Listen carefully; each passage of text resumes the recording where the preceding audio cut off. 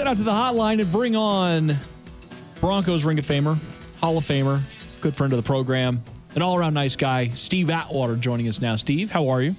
Doing good, gentlemen. How about you? We're doing good, man. We're excited about the way the Broncos played and got this win on the road. Let me ask you a question here, Steve, because I was watching some of the All-22 today for the Broncos, and I was watching Michael Ojemudia, and I continue to be really impressed with him. But there were a couple of moments during the game where receivers were able to kind of body into him and kind of cause that separation, but it wasn't enough to draw a flag. So you see some of the veteran corners in the league, sometimes they will do their quote-unquote flop where they wave their arms out wide as though they just got, basically bowled over by like a rhinoceros or something like that. But then in this case, he obviously had a moment earlier in the season where he tried to do something like that against Chase Claypool, and it didn't work for him. What advice would you give to a young cornerback that is kind of getting bodied by receivers who are trying to get separation? They are finding success. What would you advise them to do in that situation? Hey, man, just, more film, more work against our guys in practice, competing like it's a game. And, he'll get better. I mean, he's a young guy. He has the swagger. He has the size. He has the speed. He had a couple of really good punches, punching that ball out when the receivers caught it.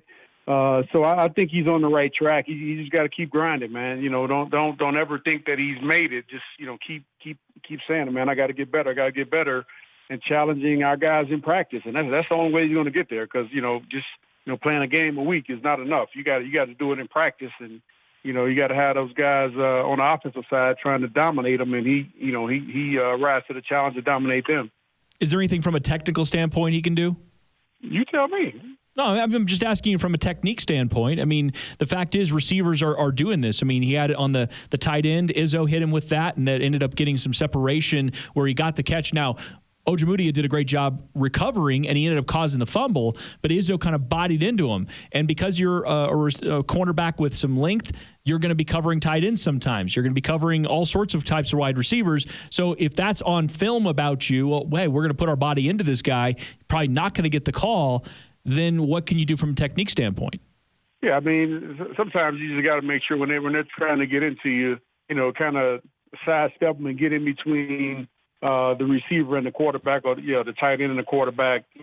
Normally tight ends, they're not going to be as fast as Ojemudia is. So, don't let them body you. Kind of evade them and get in between them, and make them have to throw it up in the air, throw it up high to make a tight end have to make a basketball type reception. And but again, that'll come. I mean, he just gotta keep working. I'm sure if he's going up against Noah Fant and Albert O and Nick Burnett and Jake Butt in practice, there are not going to be too many tight ends that are that much better than those guys. So. I'd say just keep grinding, man. He's going to get there. Looking forward, the Broncos got the Kansas City Chiefs next. Obviously, I guess it's a little bit different offense these days than when you were beating up on the Chiefs back in the old Marty Schottenheimer R2P2. That's 2 runs, a punt, and a pass, and a punt. A little bit different offense these days for the Chiefs. But how are the Denver Broncos going to attack this? It's been something like 1,800 days since they've beaten Kansas City. Andy Reid has had their number left and right. What can Denver do to beat the Kansas City Chiefs in Denver this week? Yeah, man, it's going to be a tough game, regardless of how you look at it.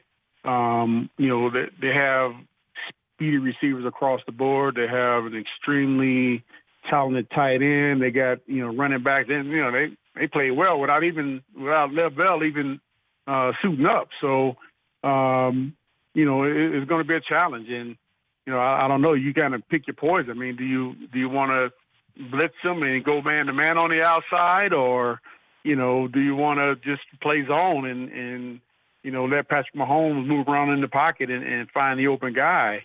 Hey, that's why I don't coach. I don't make the big bucks. I'm anxious to see how Coach Fangio, what kind of game plan he has against those guys.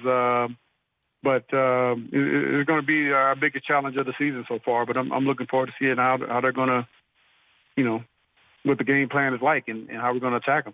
Yeah, I went back and I looked at the Raiders tape. I was talking to Ryan about this earlier, and they kind of had some success against Mahomes when they were running 3 and 4 man contain and then dropping 7 or 8, and they seem to have some success with that, kind of keeping Mahomes corralled within the pocket, not letting him buy time with his legs and get sandlot and make big plays to those track star receivers. You think there's any merit to maybe pulling back off the blitz and dropping 8 in this game?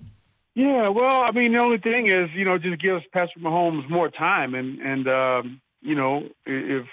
if we aren't, just getting on, trying to stick to the receivers once they get down the field and Patrick Mahomes starts scrambling, then that there's a tendency to those guys to find those intermediate gaps in zone defenses. But I mean, I imagine they're going to try a little bit of everything, and. Again, I wouldn't know what to do. I'd be pulling my hair out right now trying to figure out how to defend this offense. Yeah, no doubt, man.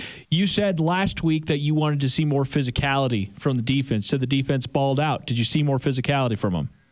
Oh, absolutely. Absolutely, man. The guys were hustling around for 60 minutes, everybody flying to the ball. And, that's what you got to have, man. That's what we're going to have this week. We're going to have 11 guys every single play getting to the ball. And, when they get up out the huddle, all right, now one more play. Next play, we all got to get to the ball. Bam, do it again and again. And, that's how you're able to cause fumbles, cause turnovers, get the guys fired up, get the offense fired up. They're watching the defense fly around and make plays. The offense gets fired up too. So, I'm definitely – I was impressed, man. They came out and really did well, and showing that, hey, we don't have some of our big dogs. We don't have A.J. Bouye, don't have Von Miller, but guess what? The guys that we have, we're giving it everything we have, and we're leaving it on the field, and we're giving our fans their money's worth. Steve, you're the greatest, man. We'll talk to you next week. Thanks, bro. Have a good one. I appreciate it. The great Steve Atwater.